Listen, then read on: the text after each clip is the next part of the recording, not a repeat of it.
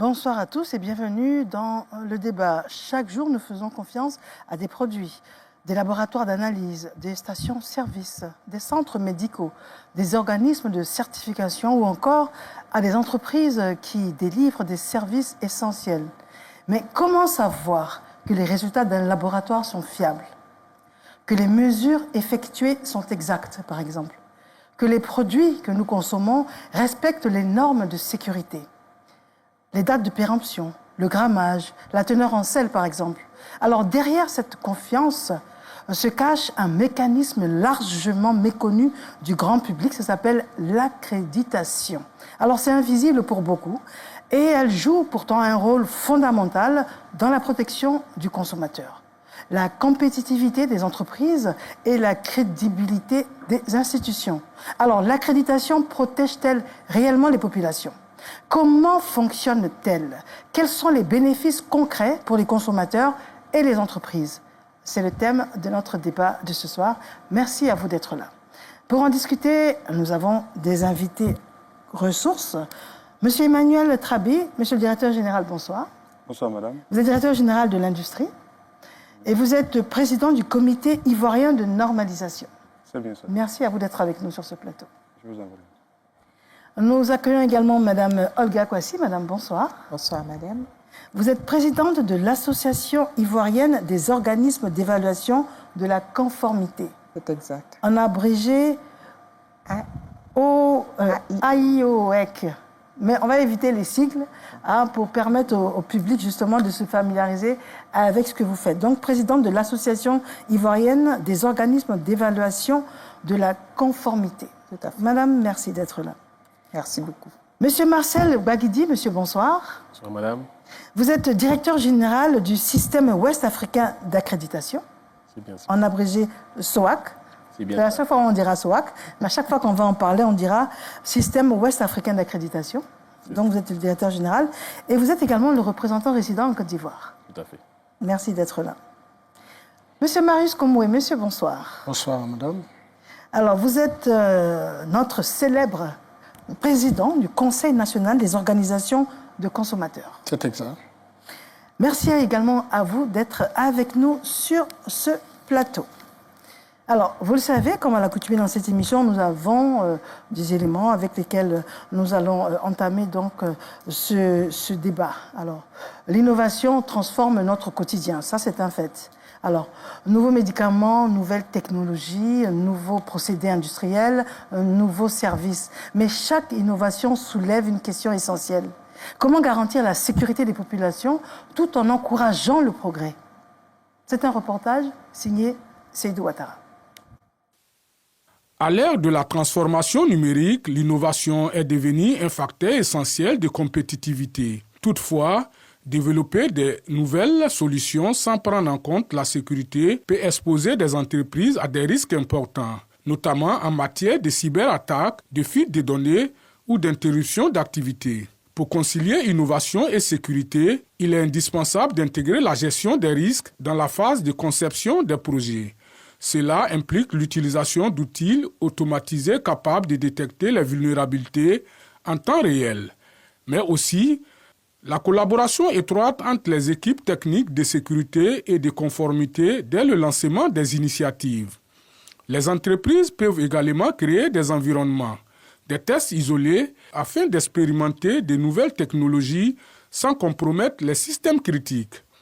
Cette approche favorise l'innovation tout en limitant les impacts potentiels en cas de défaillance. Stimuler l'innovation sans sacrifier la sécurité s'inscrit même dans le fonctionnement des organismes d'évaluation de la conformité. Parlant d'innovation, c'est la création, c'est le développement de nouvelles données, de nouvelles méthodes. Dans le domaine agroalimentaire, c'est travailler les produits que nous avons sur notre territoire pour pouvoir donner de nouveaux produits qui sont censés donner une plus-value à tout ce que nous avons. Mais cette innovation-là s'accompagne obligatoirement de sécurité. C'est-à-dire quoi? Il ne suffit pas de créer, mais il faut créer de sorte à ce que ce soit adapté à l'humain. Et c'est dans ce cadre-là que les organismes d'évaluation de la conformité interviennent pour accompagner l'innovation. La mise en place d'une gouvernance rigoureuse des données associées à des évaluations régulières des risques constitue un levier essentiel pour bâtir un environnement innovant, résilient et durable. Alors, comment stimuler l'innovation sans sacrifier la sécurité? Donc, c'est un peu le thème du reportage que nous venons de vous proposer de Seydou Ouattara. Quelles sont vos réactions à la chose, Monsieur le Directeur général de l'Industrie? Merci beaucoup. Comme cela a été indiqué dans le reportage, évidemment, l'innovation est un facteur de compétitivité. L'innovation permet donc de renforcer la compétitivité, notamment des PME. Mais l'innovation peut effectivement renforcer, peut effectivement présenter des risques pour les consommateurs. Donc, il est important pour toutes les structures de l'infrastructure nationale de la qualité de s'assurer que chaque produit innovant, chaque produit qui est mis au point ne présente pas des risques pour les consommateurs. Et donc, à travers toutes les analyses, les évaluations qui seront faites, permettront effectivement de rassurer les populations que toute innovation, évidemment, ne devrait pas être source de risques pour les consommateurs. D'accord.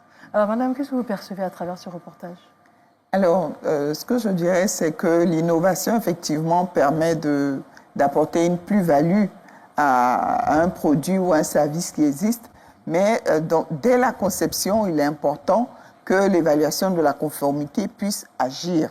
Dès la conception donc de l'innovation. Et je prends un exemple. Vous avez quelqu'un qui veut mettre un médicament contre le palu sur le marché. Avant de le mettre sur le marché, il doit d'abord s'assurer que le médicament va vraiment traiter le palu. Et en ce moment-là, va intervenir un organisme d'évaluation de la conformité, un laboratoire par exemple, qui va faire des analyses et s'assurer que le médicament donne le résultat escompté, d'une part, mais d'autre part aussi que le médicament n'entraîne pas d'autres problèmes de santé. Et c'est là où l'organisme d'évaluation de la conformité intervient. D'accord. Alors vous êtes pressé qu'on entame ce débat, mais moi je vous demandais juste de réagir à l'élément du reportage. Monsieur Baguetti, et vous, cet élément? Merci, Madame Touré. L'élément a bien montré l'importance de l'innovation pour essayer, comme l'a dit le directeur général de l'industrie, d'appuyer le développement des PME et des TPE. Mais de manière globale, on voit bien tout de suite, avant même d'entamer les autres questions, qu'il s'avère nécessaire que derrière, il y ait un dispositif qui accompagne cette innovation et qui permet de s'assurer qu'in fine, elle est sûre et saine pour le consommateur final. Très bien. Monsieur Marius Koumoué, quel est votre sentiment? En tant que défenseur des droits et protecteur des intérêts des consommateurs, eh bien, nous ne sommes pas et nous ne pouvons en aucun cas être contre l'innovation ou la mise en œuvre de toute politique d'innovation dans une économie comme la nôtre.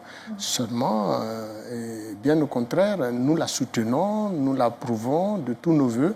Et comme l'a encore une fois souligné monsieur le directeur général de l'industrie, eh bien, toute politique d'innovation mal contrôlée, mal supervisée, mal mise en œuvre peut constituer justement des risques pour les consommateurs. Aujourd'hui, nous avons plusieurs, services ou produits qui sont mis à la disposition du consommateur. On parle d'applications numériques, on parle de nouvelles technologies, on parle de médicaments innovants et tout ça. Mais si tous ces produits-là et services qui sont mis sur le marché ne font pas l'objet d'un véritable contrôle en termes même de mise en œuvre de la politique d'innovation pour renforcer les capacités des entreprises qui mettent sur le marché les 10 produits, eh bien, nous craignons fort pour la santé, pour ne pas dire la sécurité du consommateur. D'accord. Alors, avant de rentrer dans le vif du sujet, rappelons que le 9 juin était donc la journée mondiale de l'accréditation avec pour thème retenu stimuler l'innovation, renforcer la confiance et promouvoir la durabilité. Et puis, c'est bien évidemment 3 notions au cœur de notre débat de ce soir. Alors, comment stimuler l'innovation sans sacrifier la sécurité? Alors, nous allons prendre des exemples simples, parce que l'objectif, c'est vraiment que le consommateur se retrouve et puis comprenne que cette émission lui est sincèrement dédiée.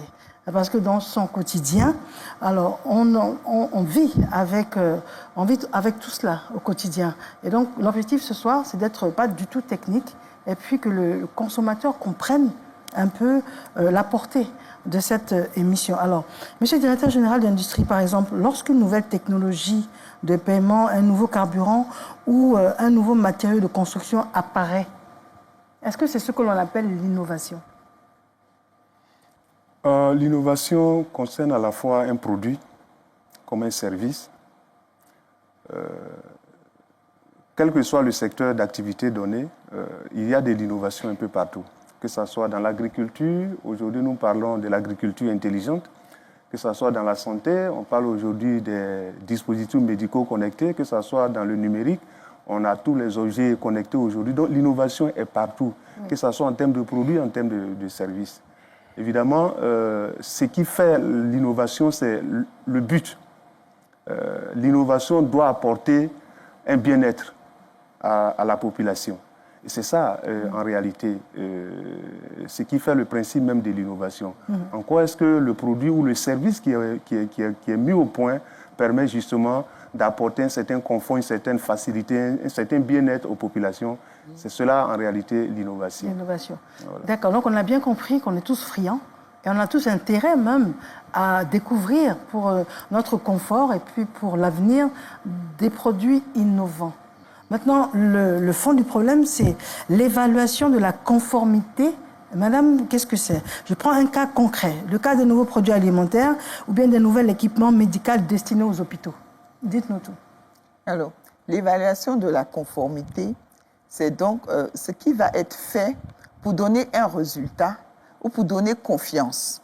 Et l'évaluation de la conformité va se faire soit par des laboratoires, soit par des organismes de certification, soit par des organismes d'inspection.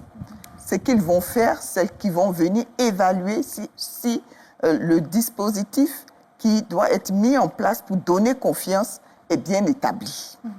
Donc, l'évaluation de la conformité va permettre de donner un résultat pour donner confiance. D'accord, donc ça, c'est l'étape suivante. On a trouvé le produit innovant. Maintenant, il faut évaluer et tout pour donner confiance. Mais ça ne s'arrête pas là, en fait. Ça va encore plus loin.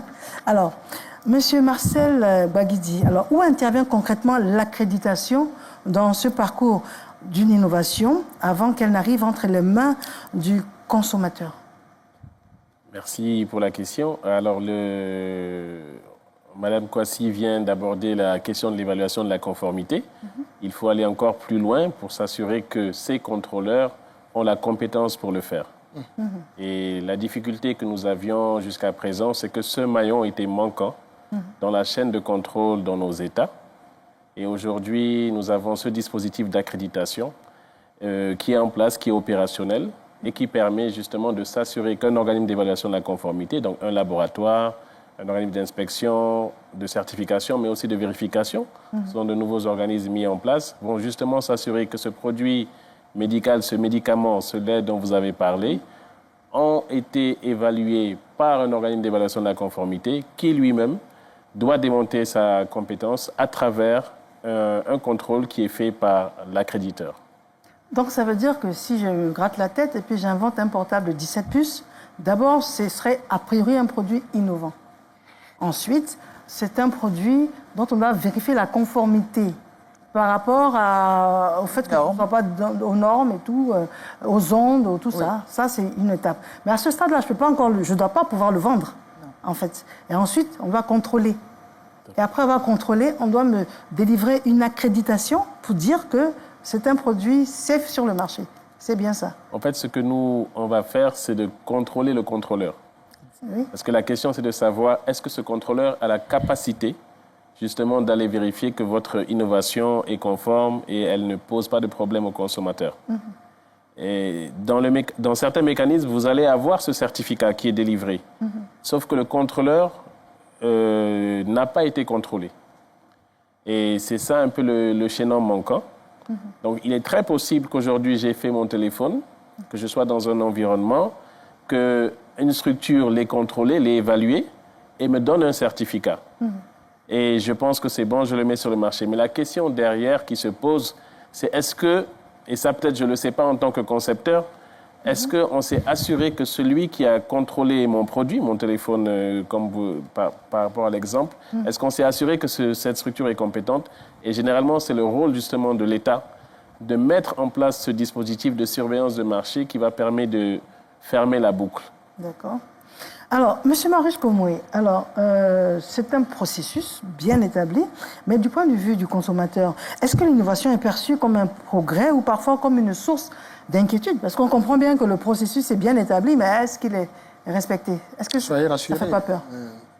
Toute politique d'innovation dans l'économie d'un pays, toute politique d'accréditation, de certification en vue d'atteindre la qualité d'un produit préoccupe à plus d'un titre n'importe laquelle des organisations de consommateurs à travers le monde et plus particulièrement dans des pays en voie de développement comme les nôtres. Cela dit, nous soutenons, comme je l'ai dit tantôt, toute initiative d'innovation. Nous soutenons toute initiative de progrès, parce qu'un pays, c'est aussi le progrès, et l'innovation constitue un maillon essentiel du progrès économique d'un pays. N'empêche que nous ne devrons pas accepter, et si nous nous en tenons aux propos tenus par M. le directeur général du système ouest-africain d'accréditation, non, c'est d'évaluation, c'est d'accréditation, c'est bien ça. Alors, on ne peut pas du tout, alors là, jamais accepter que le progrès en matière d'innovation, de certification, d'accréditation, comme le veulent nos gouvernants, se fasse, bien entendu, ou malheureusement au détriment de la santé, de la sécurité et même des droits du consommateur. Et donc, sur ces points, nous ne lésinons sur aucun moyen, nous ne lésinons sur aucune discussion, quelle qu'elle soit, pour ramener les choses à l'ordre. Et avec les pouvoirs publics, parce que ce que les uns et les autres ignorent, c'est qu'une organisation de consommateurs, tenons-le pour dit, n'est pas un adversaire des pouvoirs publics. Ce n'est pas une organisation politique qui envisage de prendre le destin ou le pouvoir d'État pour l'exercer. Nous portons les préoccupations du consommateur. Nous portons les peines, les mécontentements, les angoisses et les souffrances du consommateur. Mais il faut bien que nous les posions à une oreille qui nous écoute. Or, l'oreille vers laquelle nous tournons les préoccupations du consommateur, c'est les oreilles des pouvoirs publics et de leur démembrement. Donc, l'administration, l'État et ses démembrements. Et donc, si vous vous comportez en opposant, mais mieux vaut créer donc un parti politique et puis vous exercez donc votre opposition. Non, dans les questions d'innovation, sur les questions d'accréditation, sur les questions de certification des produits mis sur le marché de la consommation, eh bien, nous sommes au quotidien avec la Direction générale du commerce intérieur, mais surtout avec la Direction générale de l'industrie. Mais nous travaillons également avec les organismes certificateurs, comme par exemple celle que dirige Mme Olga Kwasi. Et nous travaillons également avec la SWAC. Donc, c'est des organismes qui nous associent eux-mêmes dans la sphère des décisions, dans la prise des décisions, pour écouter les préoccupations des consommateurs, pour entendre nos cris de cœur. Vous savez qu'en Côte d'Ivoire, par exemple, pour être plus honnête, vous avez des sociétés qui mettent sur le marché du ciment. Vous comprenez? Du ciment, mais ou alors qui fabriquent du fer à béton, mais qui ne sont suivis par aucun organisme de certification, d'accréditation. Et pourtant, tout le temps, chaque année, nous entendons des écroulements d'immeubles. C'est dû justement à la mauvaise qualité du fer à béton. C'est dû à la mauvaise qualité du clinker, du ciment qui est utilisé. Et donc, nous savons tous en Côte d'Ivoire que certains produits ont leurs normes rendues d'application obligatoire. Que fait donc le pouvoir public pour rassurer le consommateur lorsqu'il paye, par exemple, une bouteille de PET qui ne répond pas par la suite aux normes? Lorsqu'il paye un médicament qui lui crée plus de problèmes de santé que de problèmes que soulager son mal. Voilà donc des préoccupations que nous discutons régulièrement avec les pouvoirs publics. Et croyez-nous, nous n'y allons pas les mains mortes là. Voilà, nous n'allons pas aussi non plus pour tendre la main. Moi, je ne fais pas ça. Moi, quand je vais dans une administration, c'est pour véritablement porter le prix de cœur des organisations de consommateurs à travers les usagers des services publics. Raison pour laquelle on vous a invité sur notre plateau. Alors, monsieur le directeur général de l'industrie, alors dites-nous déjà quels sont les produits, les créneaux, les domaines concernés par l'accréditation dans la vie, dans le quotidien du consommateur. Ça, c'est pour commencer. Non, je l'ai dit tout à l'heure que aussi bien pour l'innovation que l'accréditation concerne tous les secteurs d'activité. En Côte d'Ivoire, pour reprendre un peu ce que M. Marius disait, vous avez un dispositif réglementaire qui rend obligatoire les normes de 16 familles de produits. Et donc, ces 16 familles de produits sont en réalité les produits de la vie quotidienne, que ce soit les fers à béton, les ciments, que ce soit les produits alimentaires, tous les produits sont concernés. Et il est évident que pour que ces produits soient mis sur le marché, il faut que les normes de ces produits soient certifiées par des organismes d'évaluation de la conformité que représente ici Madame. Et ça, évidemment, le gouvernement a mis en place un cadre réglementaire pour obliger tous les organismes d'évaluation de la conformité à se faire accréditer. Parce que c'est cela qui crée la confiance dans les certifications, les essais, les analyses qui sont réalisés par ces organismes-là. Alors donc, pour dire que l'accréditation concerne tous les produits, tous les services et tous les secteurs d'activité, que ce soit les secteurs de l'industrie, que ce soit de l'agriculture, du commerce, de la santé, tous les secteurs sont concernés.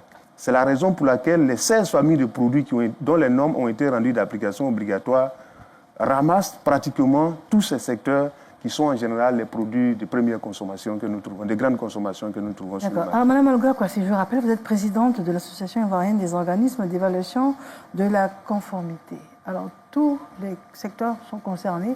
Donc, ça veut dire qu'au quotidien, pour le consommateur, tout ce dont il a besoin au quotidien, c'est concerné. Que ce soit du textile, que ce soit des produits pour l'alimentation, que ce soit, par exemple, un véhicule, que ce soit aller prendre de l'essence, tous les secteurs sont concernés.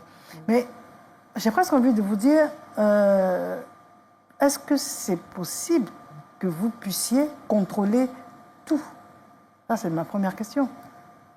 Alors, non seulement c'est possible, mais c'est obligatoire. Et le DG de l'industrie l'a dit tout à l'heure, l'accréditation est obligatoire pour tous les organismes d'évaluation de la conformité. Et sur tous les secteurs, c'est vrai, il y a 16 familles de produits qui sont rendus d'application obligatoire par des normes, mais en fait, tout ce qui est évalué pour donner confiance doit se faire par l'accréditation. Et la réglementation est en place et l'exige. C'est possible de le faire et c'est un devoir parce que l'évaluation de la conformité, on l'a dit, touche tous les secteurs, mais touche également des secteurs sur lesquels la défaillance peut être très grave, peut entraîner la mort d'hommes et peut entraîner des conséquences graves même sur l'économie. Et vraiment, tous les secteurs sont concernés. On pourra donner des exemples au cours de ce débat pour dire que partout où un rapport d'analyse est fait, où une certification est donnée, cela doit se faire à travers un organisme qui doit se faire accréditer. Qui doit se faire accréditer. Qui doit se faire. Je vais vous prendre des exemples concrets. Je parle de la viande, par exemple. OK. Tout le monde, enfin, a priori, tout le monde consomme la viande ou des produits dérivés. Mais comment, pour le consommateur, savoir que cette viande qu'il achète au supermarché ou qu'il achète au marché, comment savoir que cette viande a été contrôlée? Je vous prends l'exemple de la station d'essence. Dès qu'on gare, on nous dit regardez, compteur à zéro. Qu'est-ce qui nous dit qu'on ne nous met pas de l'air en disant regardez, qu'est-ce qu'on regarde finalement? Alors comment savoir la qualité de l'essence? Et puis comment savoir que quand on achète pour 12 000 francs CFA d'essence, c'est vraiment 12 000 francs en fonction du litre en vigueur? Je vous prends un autre exemple, le bilan sanguin. Alors, madame, ça ne va pas, vous avez un malus sévère. Bon, est-ce qu'il ne se trompe pas? Comment savoir? Et puis, est-ce que vous pouvez tout contrôler? Alors, où est-ce qu'on va faire les bilans sanguins? Est-ce qu'ils sont accrédités quand ils ne le sont pas? Est-ce qu'on prend des risques? Et puis, dernier exemple, l'eau de Javel. Je vois 12 degrés, 14 degrés, 15 degrés, ça crée des allergies, ça n'en crée pas. Comment est-ce que je peux savoir que ce qui est dedans, là, c'est vraiment 12 degrés? Voilà, est-ce que vous arrivez à pouvoir contrôler tout ça au quotidien? Ça, ce n'est que 4 exemples parmi des exemples à l'infini, en fait. Comment pouvez-vous nous dire que ça peut être contrôlé? Alors, donc on commence par la viande. La viande est normalement, et c'est ce qui se fait ici en Côte d'Ivoire, est contrôlée depuis l'abattoir par des services vétérinaires qui assurent que la viande qui doit venir sur les marchés respecte les normes sanitaires. Oui. Mais cette organisation qui le fait, c'est une inspection qu'elle fait. Cette inspection doit se faire à travers une accréditation, c'est-à-dire cet organisme d'inspection qui va aller évaluer la viande et marquer par un tampon alimentaire que la viande est saine et délivrer un certificat de conformité sanitaire, il doit se faire accréditer. Puisque l'accréditation permet de démontrer que l'évaluation est fiable et qu'il a mis en place tout le dispositif selon les normes internationales pour garantir un résultat fiable. Donc les contrôles sont faits. Mais sauf que parfois, ce qui peut manquer, c'est le fait que l'organe qui fait le contrôle n'a pas poussé jusqu'à avoir l'accréditation, qui est essentielle et qui est obligatoire. Nous prenons donc ensuite le cas de l'essence. Donc, il y a un volume qui s'affiche. Alors, donc, c'est un instrument qui donne un résultat, qui dit que vous avez pompé 20 litres d'essence. Cet instrument qui donne le résultat doit être étalonné. Et nous avons des organismes donc d'évaluation de la conformité, comme des laboratoires, comme le laboratoire national de métrologie, qui a la vocation et la compétence pour évaluer et étalonner ces instruments. Et donc, ce même laboratoire également doit se faire accréditer sur ces mesures. Donc, on prend également le cas des analyses médicales. Vous allez chez le médecin, vous faites une prise de sang. On vous fait donc une analyse de sang ou une analyse d'urine sur laquelle le médecin va se baser pour faire son diagnostic. Mais ce résultat d'analyse qui est fourni, il faut qu'il soit fiable. S'il n'est pas fiable, le médecin donne un mauvais diagnostic. Mais le laboratoire qui réalise cette analyse, s'il n'est pas accrédité, il ne démontre pas qu'il a lui-même été contrôlé par un tiers indépendant, qui est le SWAC, ici au sein de l'UMOA, pour attester qu'il est compétent pour faire cette analyse de sang. Et donc, quand le laboratoire ne démontre pas cette compétence, ça peut mettre en danger la santé du patient, parce qu'on va lui faire un traitement qui est peut-être différent du mal qu'il a. Alors, M. Marcel Baguidi, alors les critères d'évaluation, est-ce que ces critères évoluent au même rythme que les innovations? Parce que ça, également, c'était un autre problème. Tout à fait. Tout à fait. Je dirais qu'ils évoluent ensemble parce que, comme ça a été rappelé, lorsqu'on parle d'innovation, il faut déjà que le produit puisse être contrôlé. Et pour être contrôlé, il faut des normes. C'est-à-dire qu'avec la surveillance du marché dont on a parlé tantôt, vous ne pouvez pas mettre un nouveau produit sur le marché si vous ne vous êtes pas assuré d'abord qu'il respecte certaines normes. Ça veut dire d'une certaine façon que votre innovation, votre nouveau produit va être bloqué si vous avez l'impression d'avoir fait la découverte du siècle, sauf que derrière, il y a des contrôles, des organismes d'évaluation de la conformité qui doivent se baser sur des normes qui sont internationales, nationales ou régionales. Et ce sont ces normes-là qui vont permettre de valider votre innovation. Oui. Donc, si on suit un circuit normal, cette innovation, vous ne pouvez pas rester en vase clos, isolé et dire « j'ai une innovation, je la mets sur le marché ».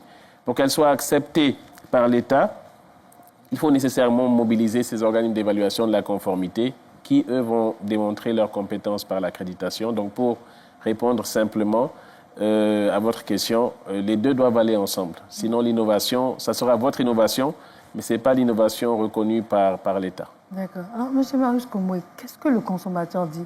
Est-ce que le consommateur n'est pas inquiet par rapport à la multitude de produits sur le marché, par rapport au fait que toutes les structures ne vont pas jusqu'à l'accréditation? Qu'est-ce qui vous remonte comme information? Moi, de toutes les façons, on le sait tous, le contexte actuel dénote que les consommateurs doutent de plus en plus de la qualité de certains produits qui sont mis sur le marché, de la consommation, de la fiabilité de certains services. Madame Kwasi Olga le disait tantôt, vous allez dans un laboratoire d'analyse qui n'est pas certifié, qui n'est pas accrédité, mais c'est un danger. C'est un danger. Et comment le consommateur doit identifier, par exemple, les organismes qui sont véritablement accrédités et aller de plus en plus vers ces organismes pour ces soins, pour l'achat de ces produits. Il faut de plus en plus que nos parents, nos frères, nos sœurs, les usagers des services publics prennent conscience de la nécessité de lire un tant soit peu l'emballage des produits qu'ils payent. Sur l'emballage, vous avez toutes les informations concernant justement d'abord la qualité du produit, mais surtout si le produit ou alors l'organisme ou l'entreprise qui a mis sur le marché le produit ou le service est certifié ou accrédité. Il n'y a qu'à regarder sur l'emballage. Qui parmi nous, lorsqu'il paye dans une boutique, ne serait-ce qu'une bouteille de soda, prend la peine de regarder la date de fabrication et la date de péremption. Ça devrait être un réflexe pour chaque consommateur. De plus en plus, nous devrons même éduquer nos parents qui ne savent pas lire et écrire, de faire contrôler ça par un des leurs qui sait lire et écrire. C'est tellement important pour leur santé. Des bouteilles d'huile qui sont vendues dans des bidons, par un individu dont on ne connaît ni date, on ne sait d'où il vient, on ne sait oui, du tout. Il pousse un autre, ce qu'on appelle c'est des véhicules conçus en bois, avec deux pneus quelque part, il les pousse de toute la journée et dans ces autos-là, il détient des litres de bidons d'huile qu'il vend de cours en cours. Mais c'est inacceptable de payer de telles bouteilles. C'est comme il est inacceptable pour tout citoyen de payer, par exemple, un sachet d'eau fait, par exemple, à la main, dans une arrière-cour. Vous ne connaissez même pas l'ustensile qui a servi à attacher ce sachet d'eau frigolé. Vous ne savez même pas encore quelles sont les mains qui ont manipulé le produit jusqu'à ce que vous le consommez. C'est un danger que vous payez. Et donc, même la nourriture vendue sur les voies publiques, c'est un danger pour le consommateur. Maintenant, on ne va pas pour payer la maladie en consommant tout et n'importe quoi sous prétexte qu'on n'a pas les moyens. Mais quand on n'a pas les moyens, il faut s'éviter de se chercher des maladies. D'accord. Alors, le QR code est à disposition, il est affiché, bien évidemment, et vous pouvez interagir avec nos différents invités. Donc, on vous invite à poser des questions. Nous allons évoluer dans notre émission. Alors, comment renforcer la confiance dans un monde de défiance, en fait? C'est ça auquel nous arrivons dans nos échanges. Comment renforcer la confiance dans un monde de défiance? Alors, aujourd'hui, les consommateurs sont exposés à une multitude d'informations, de labels, d'avis et parfois de fausses informations. Alors, dans ce contexte, la confiance devient un enjeu majeur, aussi bien pour les entreprises que pour les institutions chargées du contrôle de la qualité. Je vous propose un reportage signé David Soyo. Scandale sanitaire, contrefaçon, infrastructure qui vacille, le constat est là. Le doute n'est plus qu'une option. Il est devenu notre mode de fonctionnement par défaut. Comment inverser la tendance? La réponse tient en 3 piliers selon certains observateurs. La transparence absolue, la preuve technologique et le retour de l'humain. D'abord, dans nos assiettes. Pour le secteur alimentaire, le marketing de la promesse est mort. Les consommateurs ne veulent plus qu'on leur dise que c'est bon. Ils veulent le vérifier. La solution passe par une traçabilité totale. Grâce à la technologie blockchain, par exemple, flasher un simple QR code permet aujourd'hui de suivre le produit du champ jusqu'au supermarché. Savoir qui a semé, qui a récolté. La transparence est le nouveau gage de qualité. Ensuite, du côté de la santé. Dans le secteur pharmaceutique, la défiance est particulièrement féroce. Ici, le remède s'appelle la pédagogie et l'indépendance. Il faut ouvrir les laboratoires, vulgariser la science et surtout garantir une séparation hermétique entre les experts qui évaluent et les industries qui vendent. Enfin, au niveau des infrastructures, routes, ponts, bâtiments, dans ce domaine, la confiance repose sur la responsabilité et la maintenance prédictive. Intégrer des capteurs intelligents pour surveiller l'usure des ponts en temps réel, certifier les matériaux et accepter des audits tiers indépendants. Un boulot colossal qui est normalement assuré par l'accréditation des organismes d'évaluation de la conformité. En Côte d'Ivoire, sa représentation est sur le terrain, mais force est de constater que le travail abattu est méconnu des Ivoiriens et la confiance vis-à-vis des produits et services est loin d'être un acquis. Monsieur Emmanuel Travi, président du comité ivoirien de normalisation, puis directeur général de l'industrie. Alors, comment renforcer la confiance dans un monde de défiance? La question que l'on souhaitait vous poser, c'est pourquoi est-ce qu'il y a des organismes non accrédités qui se permettent de délivrer des documents qui pourraient éventuellement rassurer le consommateur? Alors, pourquoi il existe des organismes qui le font? Je voudrais rappeler que, et je l'ai dit, il y a un dispositif réglementaire qui est assez précis, qui est assez solide d'ailleurs, et qui fait obligation à tout organisme d'évaluation de la conformité, d'abord, d'avoir une autorisation du ministère technique du secteur dans lequel il intervient. C'est un premier niveau. Deuxième niveau, c'est que tout organisme d'évaluation de la conformité doit se faire accréditer. Évidemment, les textes de loi sont pris. La loi de 2013 ?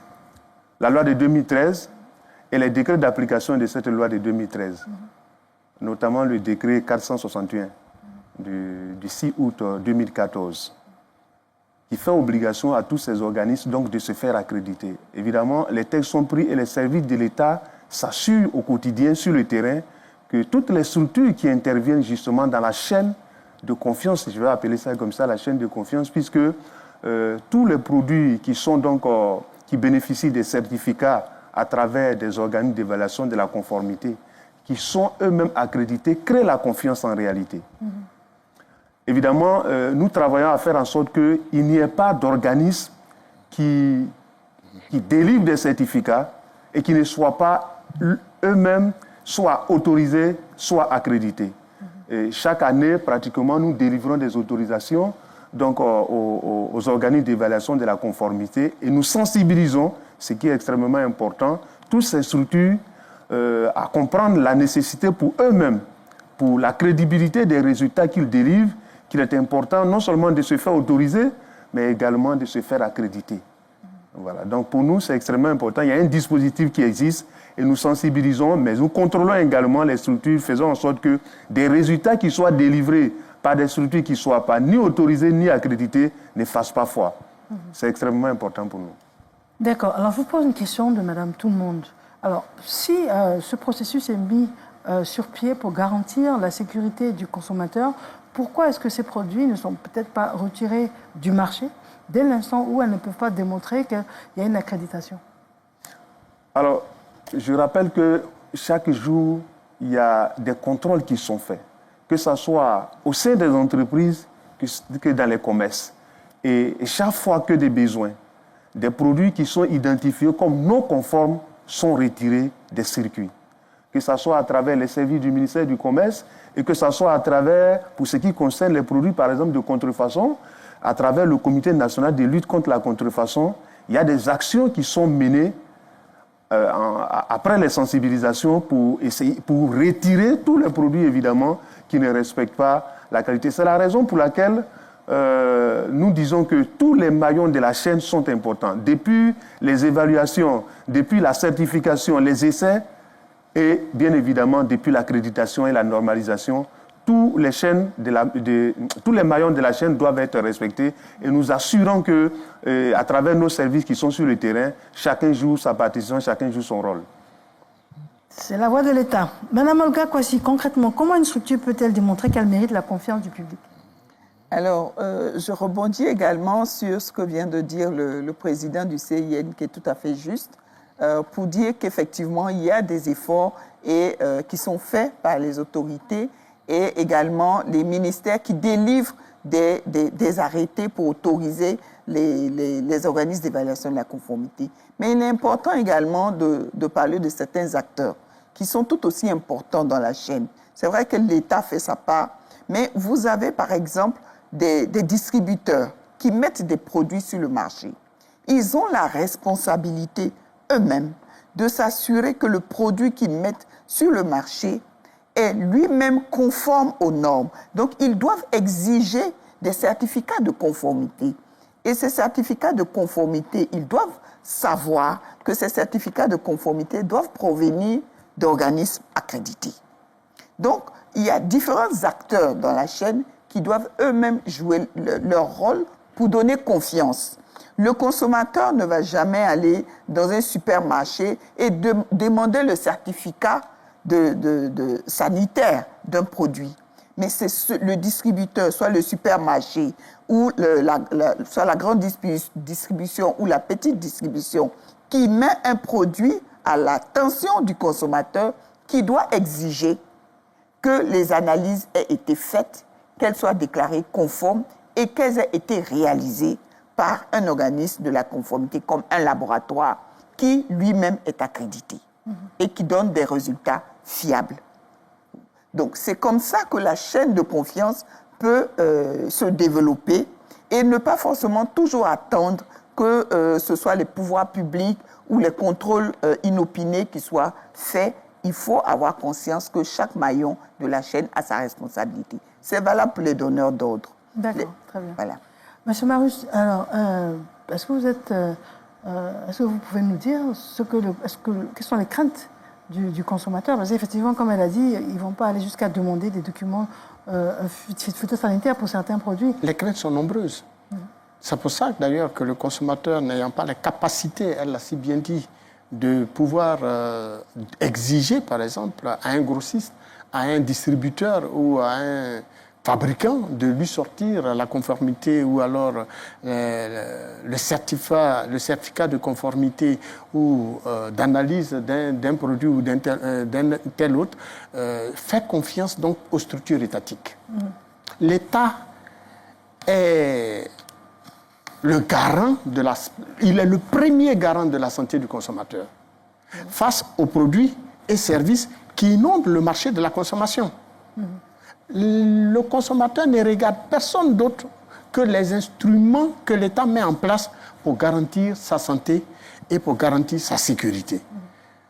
C'est d'ailleurs la raison pour laquelle les organisations de consommateurs ne lésinent sur aucun moyen pour prendre part aux travaux régulièrement convoqués par l'organisme national en charge donc de certifier et d'assurer la conformité des produits qui n'est autre que Codinorm.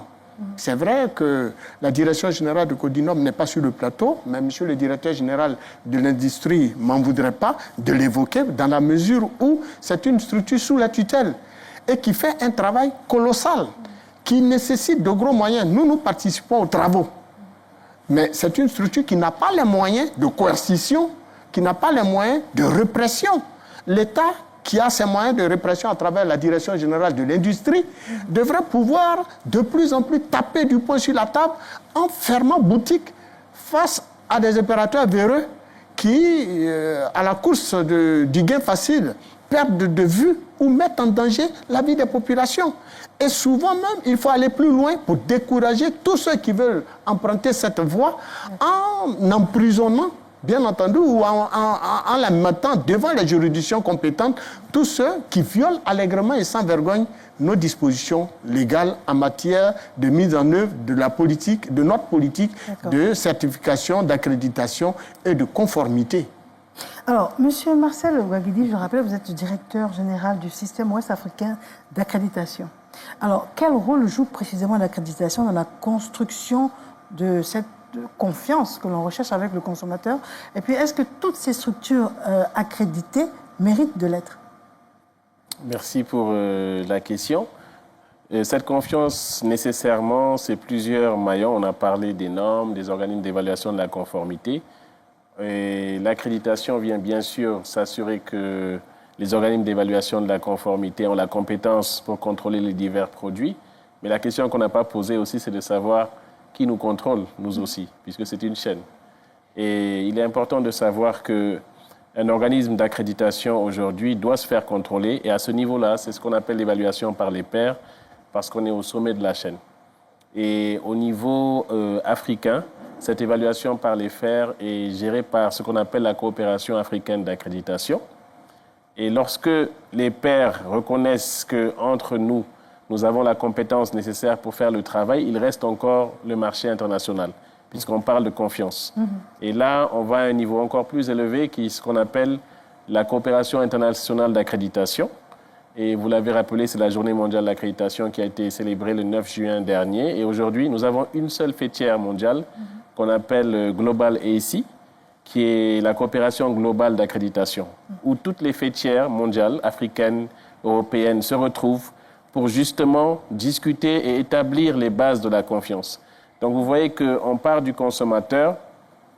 Ce consommateur est confronté à des produits. Ces produits eux-mêmes sont évalués par des organismes d'évaluation de la conformité.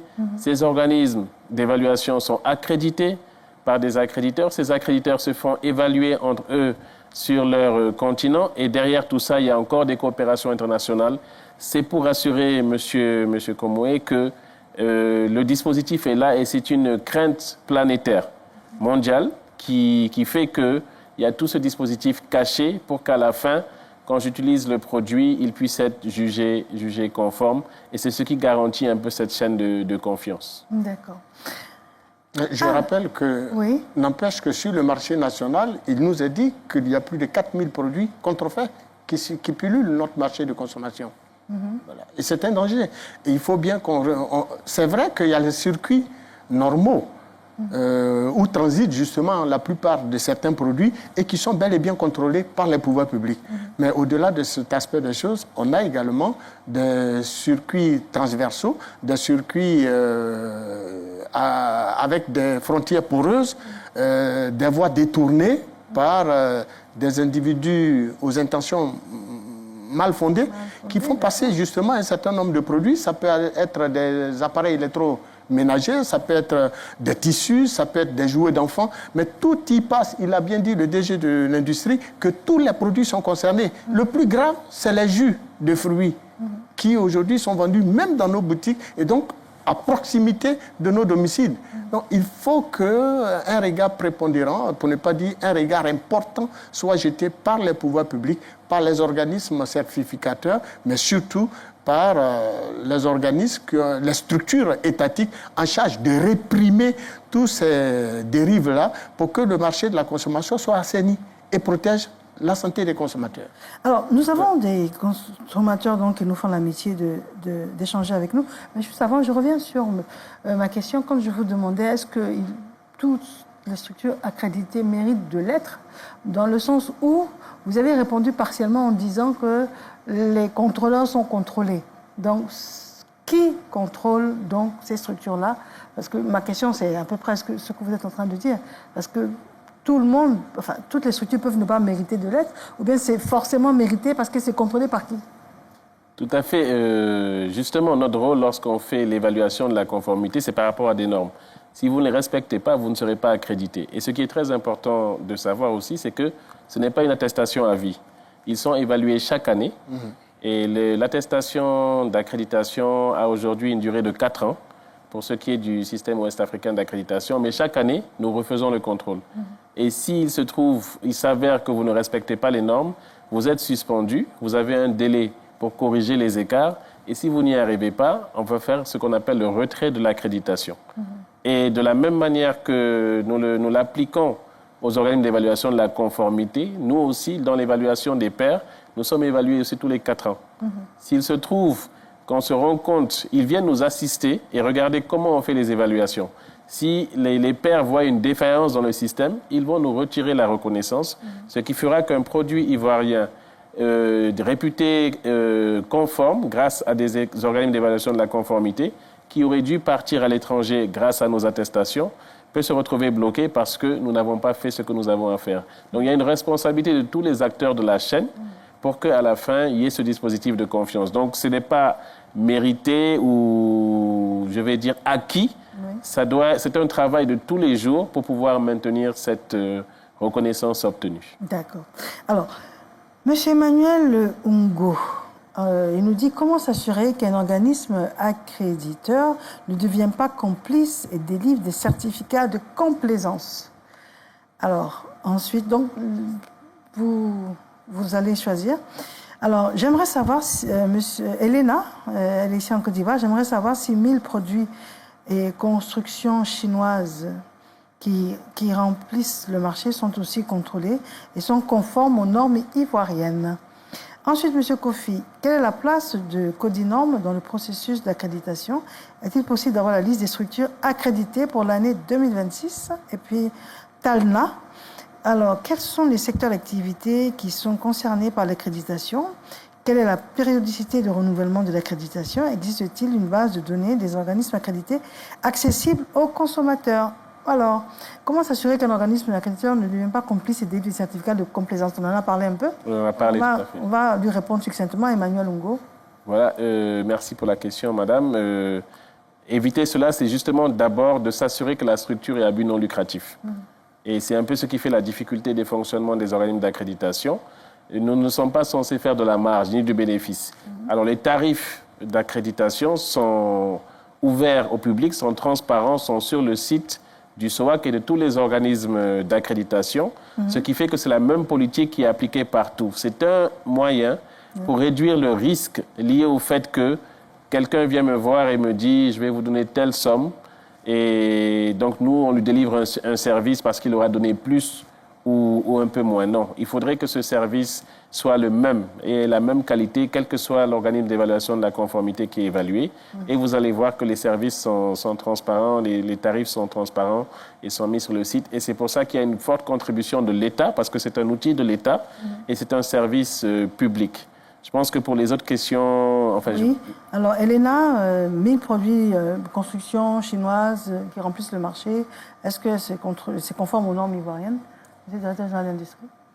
Oui, puisque je voudrais indiquer que le dispositif de contrôle de la qualité, il est à la fois en interne qu'à l'extérieur. Tous les produits qui entrent sur le territoire national sont contrôlés à l'embarquement, ce qu'on appelle le système de VOC. Contrôler la conformité avant embarquement. Donc avant que les produits ne rentrent sur le territoire, nous assurons à travers ce dispositif, à travers des laboratoires qui sont dans les pays d'importation, que effectivement la qualité ou que ces produits sont conformes aux normes. Ça, c'est au niveau extérieur. Mais pour ce qui est au niveau national, je crois, M. Komwe l'a évoqué, on a une structure ici qu'on appelle Codinorm qui fait un travail effectivement formidable. Le dispositif qui est mis en place veut que pour tout ce qui est produit dont les normes, je rappelle que les normes sont d'application volontaire, mais le gouvernement... Pour certaines. Bien sûr, pour certaines. Mais le gouvernement, justement, pour protéger les consommateurs, donc les populations, c'est ce que j'ai indiqué tantôt, a rendu les normes de 16 familles de produits obligatoires. Et donc, pour ces produits, justement, aucun produit ne peut être mis sur le marché s'il ne bénéficie soit d'une attestation, soit d'un certificat de conformité délivré par l'organisme national Codinorm. Et de sorte que par derrière, les services de l'État, que ce soit les services du commerce, de la direction générale de l'industrie, sont régulièrement sur le terrain pour s'assurer que chaque produit ou chaque lot de produits qui est mis sur le marché dispose ou bénéficie d'une attestation, auquel cas vous tombez sous le coup de la loi et vous êtes sanctionné. Donc je voudrais vraiment rassurer que la Côte d'Ivoire est certainement l'un des pays dans la sous-région en matière d'infrastructure de qualité qui est quand même bien logé. D'ailleurs, le DG de SOAC pourrait nous le dire. Nous sommes le pays qui a le... Du SOAC, je dirais. Le système ouest africain d'accréditation. Voilà. Le DG pourrait nous le dire. La Côte d'Ivoire, justement, est le champion d'ailleurs des structures accréditées. On a le plus grand nombre de structures accréditées au système ouest africain d'accréditation. Donc, pour montrer que, effectivement, nous sommes très engagés, le pays est très engagé, il y a un dispositif réglementaire qui existe. Et chaque jour, il y a des services techniques qui sont sur le terrain, les services d'inspection, aussi bien dans les entreprises que dans le commerce, pour s'assurer que, évidemment, on ne peut pas, on va dire, annuler toute la fraude, je vais dire la non-qualité aussi, comme, voilà. Mais, magique. Voilà. Mais c'est à la fois la sensibilisation, mais aussi des contrôles renforcés, voilà, que nous faisons au quotidien. Alors, on a les deux dernières questions qui se ressemblent un peu. On nous parle de la liste des structures accréditées. Donc, je vous demande... Non, mais ça est sur les sites. Et il y a eu même, à l'occasion de la journée mondiale de l'accréditation, le comité ivoirien de normalisation et le système ouest africain d'accréditation a publié la liste des organismes d'évaluation de la conformité accrédités conformément à la loi. Mais où est-ce qu'on trouve cette liste-là? Cette liste a été publiée dans le journal Fraternité Matin, mais elle est disponible également sur le site du SOAC. C'est-à-dire en allant sur le site du SOAC, qui est l'organe d'accréditation reconnu par la loi ivoirienne, en allant sur le site du SOAC, vous avez la liste de tous les organismes d'évaluation de la conformité accrédités par secteur, sur quelle portée ils sont accrédités, et donc le consommateur ou le public a accès librement à cette liste sur le site. De même, au niveau national, ils n'ont qu'à, les téléspectateurs, pour ne pas dire les usagers qui se sentent intéressés pour vérifier la liste de toutes les entreprises nationales accréditées ou qui se font régulièrement certifier, n'ont qu'à aller sur le site de Codinorm également, pour la partie locale. Voilà qui est parfait. Alors, comment promouvoir la durabilité? C'est à ce stade de nos échanges que nous sommes. Alors, aujourd'hui, les consommateurs accordent de plus en plus d'importance à la protection de l'environnement, à la qualité des produits qu'ils consomment et à la préservation des ressources pour les générations futures. Alors, dans ce contexte, les questions de durabilité occupent une place grandissante dans les politiques publiques, comme dans les stratégies des entreprises. C'est un reportage signé Seydou Ouattara.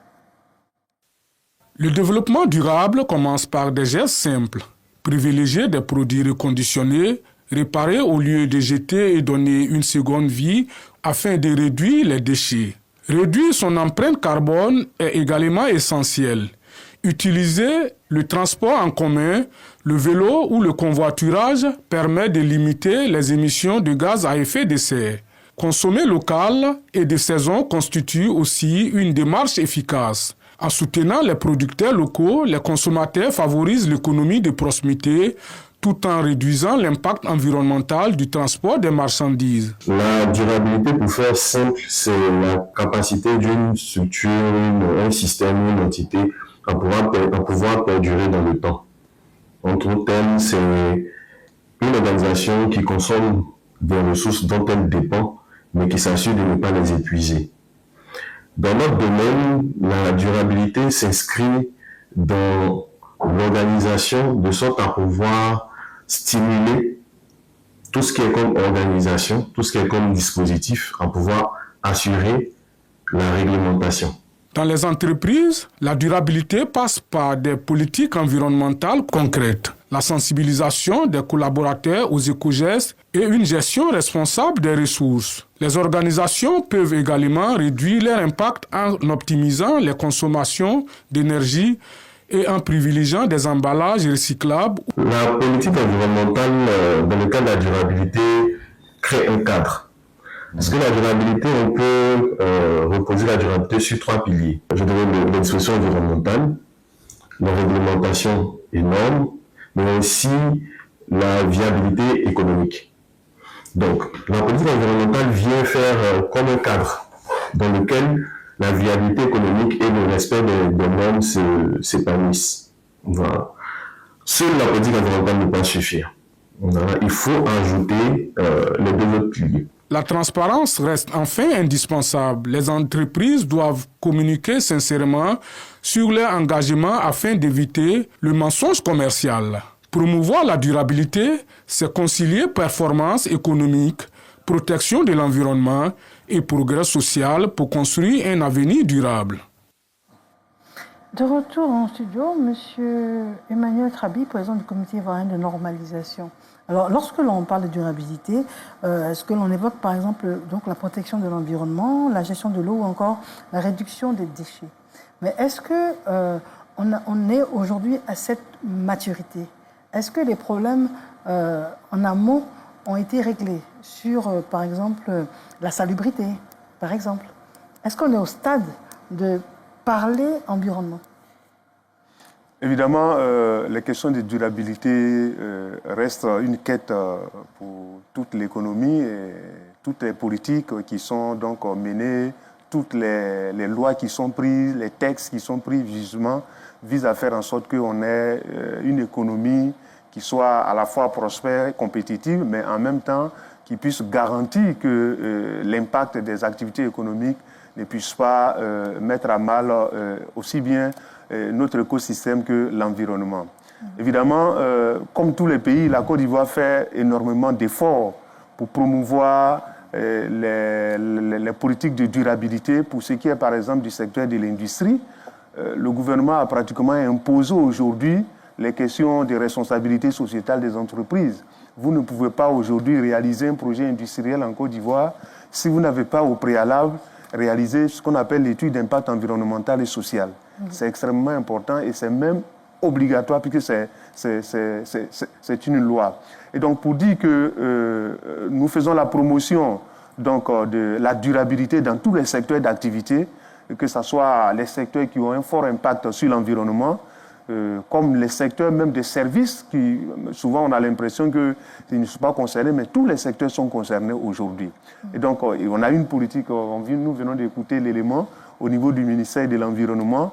On a un code de l'environnement qui promet justement toutes les règles liées donc, au respect de l'environnement. Nous-mêmes au niveau du ministère de l'Industrie et du Commerce, on a toutes les questions de promotion du contenu local et nous faisons en sorte que les entreprises puissent s'engager dans des processus de durabilité, que ce soit en termes de réduction des déchets, en termes de consommation et d'efficacité énergétique, en termes d'impact en tout cas sur l'environnement, même en termes de création d'emplois de qualité. C'est extrêmement important. Souvent on a l'impression que quand on parle de durabilité, c'est seulement le volet environnement, mais aussi la création d'emplois décents est aussi un acte de durabilité. Il faut faire en sorte que les communautés au sein desquelles les entreprises sont implantées puissent bénéficier des fruits de la croissance et donc de cette entreprise. Donc tout cet ensemble, évidemment, fait partie des actions que le gouvernement mène pour une économie à la fois prospère, mais en même temps respectueuse de l'environnement. Madame Olga Kouassi, alors quel lien peut-on établir entre l'accréditation et puis les enjeux de durabilité? Alors, au niveau des enjeux de durabilité, les prédécesseurs l'ont dit, il y a l'aspect environnemental, social et économique. Au niveau environnemental, vous avez par exemple les analyses sur la qualité de l'eau de consommation, ou des analyses sur des eaux de surface autour de grandes plantations industrielles. L'évaluation de la conformité va venir faire des analyses pour voir si l'eau n'est pas polluée ou s'il n'y a pas de déversement de pesticides. Et ça, ce sont des aspects de l'environnement. Et donc ici, l'évaluation de la conformité joue un rôle important en matière de durabilité parce qu'il va venir donner un résultat sur la qualité de l'eau. Vous avez également au niveau de la santé, sur les aspects sociaux. Donc l'évaluation de la conformité, comme on l'a dit, on a pris suffisamment d'exemples au niveau de la santé, que ce soit sur la sécurité sanitaire des aliments sains ou sur des analyses biomédicales. L'évaluation de la conformité contribue également à préserver cette durabilité. Et enfin, au niveau économique, tout à l'heure, on a pris l'exemple des stations d'essence, mais on peut prendre également l'exemple des balances dans les marchés. Alors, l'évaluation de la conformité à travers l'étalonnage des balances va assurer que le poids ou la masse qui est vendue est celle qui effectivement est achetée par le consommateur. Donc, c'est aussi une voie de lutte contre la vie chère. Donc, permettre de protéger le consommateur par rapport à ce qu'il achète. Et donc, l'évaluation de la conformité en termes de durabilité est un gardien silencieux de la durabilité, puisqu'il va apporter un gage pour pouvoir donner la preuve nécessaire. Monsieur Marcel Gouaguidier, alors, l'accréditation, les standards internationaux, est-ce qu'ils deviennent plus exigeants sur des questions environnementales? Tout à fait. Vous avez maintenant de nouvelles problématiques et qui nous augmentent, je vais dire, le travail à faire, puisque aujourd'hui, par exemple, on a parlé de laboratoires, d'organismes d'inspection, de certification, mais vous avez de nouveaux types d'organismes qui ont vu le jour, qu'on appelle par exemple des organismes de vérification. Ils vérifient quoi? Ils vérifient justement des engagements de durabilité, entre parenthèses, pris par des entreprises, mais que le consommateur a besoin d'une tierce partie pour s'assurer que lorsque je dis que je pollue moins, est-ce que c'est vrai? Donc je vais émettre aujourd'hui des résultats, je vais émettre des rapports pour les grandes entreprises sur mon niveau de pollution, mais il faut qu'une tierce partie vienne s'assurer que ce rapport-là, je vais dire aujourd'hui, j'ai des gaz à effet de serre, j'en fais pas beaucoup. Il faut que quelqu'un d'autre vienne s'assurer que le calcul qui a été fait a été bien fait. Et donc, ce sont de nouveaux organismes qu'on appelle les organismes de vérification. Et nous avons les premiers organismes de vérification accrédités justement en Côte d'Ivoire et Mme Olga Kwasi en fait partie. Justement, dans une nouvelle problématique à laquelle s'est attaqué l'État de Côte d'Ivoire, c'est de regarder la pollution de ces aéronefs, notamment Air Côte d'Ivoire ou d'autres compagnies d'aviation, parce que ça fait aussi partie. Donc, ça montre que cette question de durabilité, elle est transversale et nous sommes obligés de la prendre en charge parce que c'est l'avenir de la planète, tout simplement. Si ce n'est pas pris en charge aujourd'hui, c'est un risque pour le consommateur et pour les générations futures. Monsieur Marius Komou, est-ce que les consommateurs, selon votre point de vue, sont aujourd'hui sensibles aux questions de durabilité? Mais obligatoirement, bien évidemment, dans la mesure où, en tant que représentants et défenseurs des intérêts des consommateurs, nous considérons d'ailleurs la durabilité d'une politique d'accréditation comme étant un élément, pour ne pas dire un pion essentiel de toute politique nationale de protection de la santé et de la sécurité du consommateur. Pour vous dire vrai, aujourd'hui, il faut en appeler donc au sens de la responsabilité de l'État qui a déjà fait assez à travers donc ces organismes, à travers ces démembrements. Mais l'État aujourd'hui doit songer, comme il l'a fait au niveau du domaine du secteur de la presse, en mettant en place un fonds de soutien et de développement de la presse. Nous l'avons vu également dans le secteur de l'automobile, où l'État a mis en place, à notre demande, un fonds de développement de l'automobile. Aujourd'hui, et pour aller dans l'innovation technologique, pour aller dans la volonté de l'État d'imposer une culture qualité à toutes les entreprises, quelles qu'elles soient, dans tous les secteurs d'activité, il faut que l'État réfléchisse désormais à mettre en place, certainement, un fonds de soutien à l'accréditation qui permettra justement de nous engager sur une véritable politique d'accréditation, de certification de tous les produits qui sont mis à la disposition des consommateurs qui, ma foi, sont en majorité analphabètes et qui nécessitent que l'État fasse encore plus d'efforts pour assurer leur santé et leur sécurité. D'accord. Mais est-ce que les consommateurs disposent de suffisamment d'informations? Est-ce qu'aujourd'hui, le pouvoir d'achat n'est pas plutôt la priorité? Est-ce que le fait également que les produits soient accrédités ne valent pas plus cher? Est-ce que le consommateur est très à l'écoute de cela aujourd'hui? Ah non, c'est bien au contraire. Bien au contraire. Quand un produit suit les normes, quand un produit a été fabriqué en suivant tout le processus de normalisation et depuis la fabrication, le stockage, la distribution jusqu'à la commercialisation pour qu'enfin le produit soit entre les mains du consommateur lorsqu'il ce dernier pose un acte d'achat, que ce soit dans une boutique, dans une grande surface ou dans n'importe quel centre de commerce, eh bien, il faut aujourd'hui que les uns et les autres comprennent que lorsqu'on pose un acte d'achat, il ne faut pas payer un médicament parce qu'il est moins cher. Le moins cher coûte cher. Parce que le moins cher engendrera justement au consommateur de se retrouver, si c'est un médicament, à l'hôpital. Si c'est un produit de consommation, à l'hôpital. Si c'est un appareil électroménager, ça peut brûler la maison. Donc il faut qu'on comprenne qu'on ne paye pas tout et n'importe quoi. Parce que le prix est totalement moins cher par rapport au prix d'un produit de qualité. La qualité, c'est la durabilité. La qualité, c'est la protection des enfants, de la maison, de madame, de vous-même et de vos biens. Sinon, si vous payez tout et n'importe quoi, par exemple, si nous prenons le cas, par exemple, du secteur du gaz, il y a de ces fabricants de gaz, pour ne pas dire des vendeurs de gaz, qui vous livrent du gaz à la maison. Et il faut faire bien attention. Il faut toujours aller vers les circuits où vous pouvez avoir une traçabilité. Parce que celui qui vous vend ce gaz, vous ne savez même pas où il est situé. Vous l'appelez sur un numéro, il vient, il vous livre.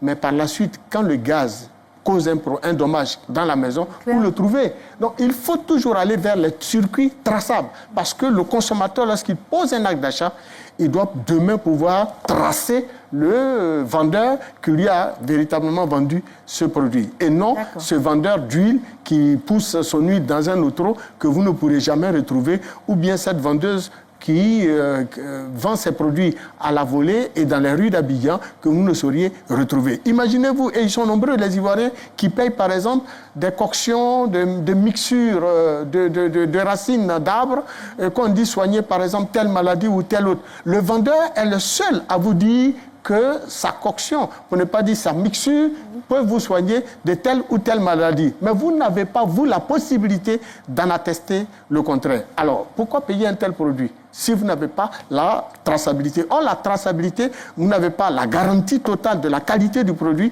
Or, cette garantie-là, vous ne pouvez que la retrouver avec les structures d'accréditation. Or, les structures d'accréditation ne vendront jamais leurs produits à la criée. Voilà qui est clair. Alors, nous sommes en train d'amorcer donc la fin de nos échanges, donc de ce petit débat. Et j'aimerais vous poser des questions, puis qu'on y aille vraiment au pas de course, avant de vous permettre de conclure. Alors, Monsieur le Directeur Général donc, de l'industrie, en trois mots maximum, l'accréditation, c'est quoi?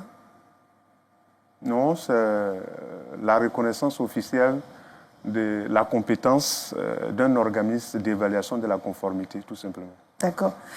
Madame Olga Kwasi, l'accréditation, protection du consommateur ou bien avantage commercial pour les entreprises? Protection du consommateur. Protection du consommateur.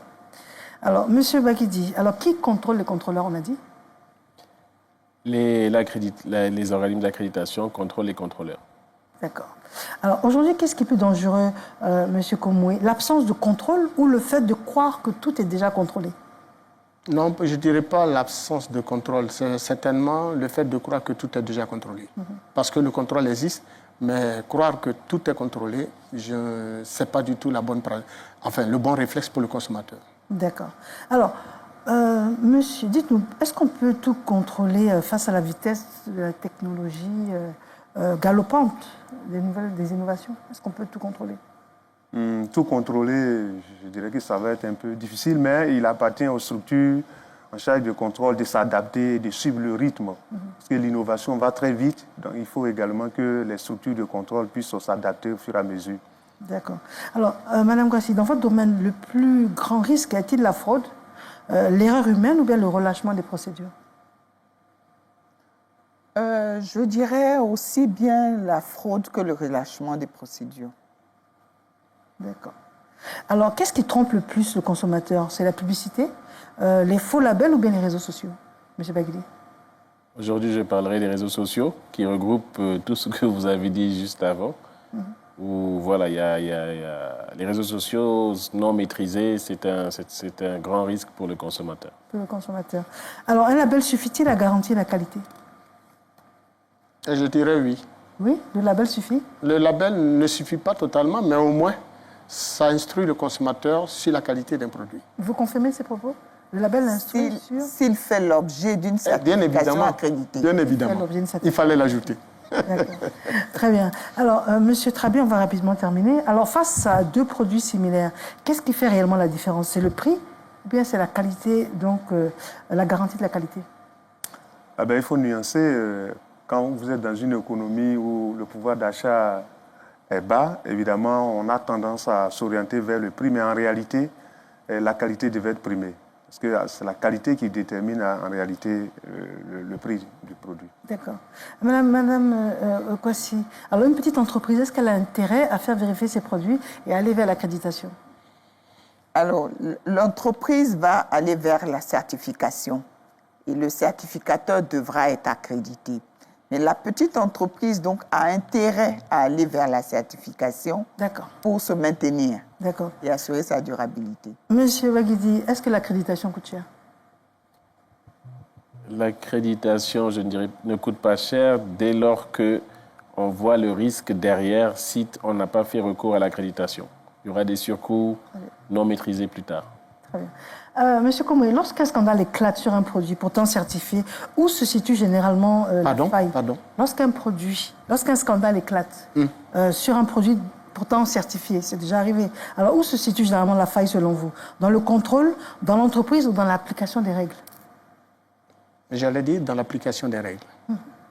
C'est une évidence. D'accord. Alors, un produit conforme aujourd'hui, est-ce qu'il peut ne pas l'être demain? Bien sûr. La conformité, c'est pour un instant donné. Les dispositifs qui ont prévalu à la certification et à la conformité peuvent changer. Encore que les normes changent, voilà. Donc ça peut changer, effectivement. Ça peut changer. Dernière question, Madame Kassi. Selon vous, quelle est aujourd'hui la plus grande erreur du consommateur? Alors, c'est faire confiance trop vite, ça aurait dû être pour vous, hein, mais c'est tombé sur elle. Alors, c'est faire confiance trop vite, c'est chercher uniquement le prix le plus bas ou bien ce n'est pas bien fait les informations disponibles? C'est ne pas avoir la bonne information. D'accord. D'accord. Très bien, merci à vous. Nous sommes déjà obligés de rendre l'antenne. Donc, si en 3 mots, chacun peut donner un mot de fin. Je commence par vous, M. Baguidi. En 3 mots, vraiment. 3 mots, c'est déjà merci pour cette première émission sur cette thématique importante et surtout annoncer que nous allons recevoir très bientôt en Côte d'Ivoire le président de Global AC, une occasion de continuer ce débat ensemble. D'accord, très bien. Monsieur Komoué, votre mot de fin? En tout cas, pour nous, c'est d'alerter les consommateurs, d'aller vers les produits de qualité. C'est vrai qu'on me dirait, mais les produits de qualité ne sont pas à ne répondent pas à notre pouvoir d'achat. Mais entre aller vers un produit de qualité douteuse ou falsifié ou un produit issu de la contrebande, eh bien, on est dans la perspective donc, de s'acheter la mort, on est dans la perspective de se mettre en danger et mettre également en danger les siens. Madame Kassi? Alors, c'est avant tout dire merci à la RTI pour l'occasion qui nous a été donnée de faire ce débat avec à sa tête son directeur général. Mais c'est aussi l'occasion d'informer la population de l'existence de l'Association des organismes d'évaluation de la conformité qui a la chance de couvrir des organismes d'évaluation de la conformité sur tous les secteurs à risque de l'évaluation de la conformité en Côte d'Ivoire. Monsieur le directeur général de l'industrie, Monsieur Emmanuel Trabi, votre mot de fin. Je voudrais donc remercier à l'instar des autres collègues la RTI au nom de Monsieur le ministre du Commerce, de l'Industrie et de l'Artisanat, Monsieur Kaliz Konaté, pour l'opportunité qui nous a été donnée d'informer, de sensibiliser tous les acteurs économiques sur l'un des enjeux majeurs donc, de la compétitivité de l'économie, l'infrastructure nationale de la qualité de façon générale, mais particulièrement l'accréditation. Le gouvernement a fait beaucoup. Évidemment, au regard des enjeux encore importants, le gouvernement continuera aussi bien de renforcer le cadre législatif que de renforcer tout ce qui est contrôle à l'effet de permettre que tous les acteurs, tous les organismes qui le méritent puissent être accrédités pour renforcer la compétitivité globale de notre économie. Merci.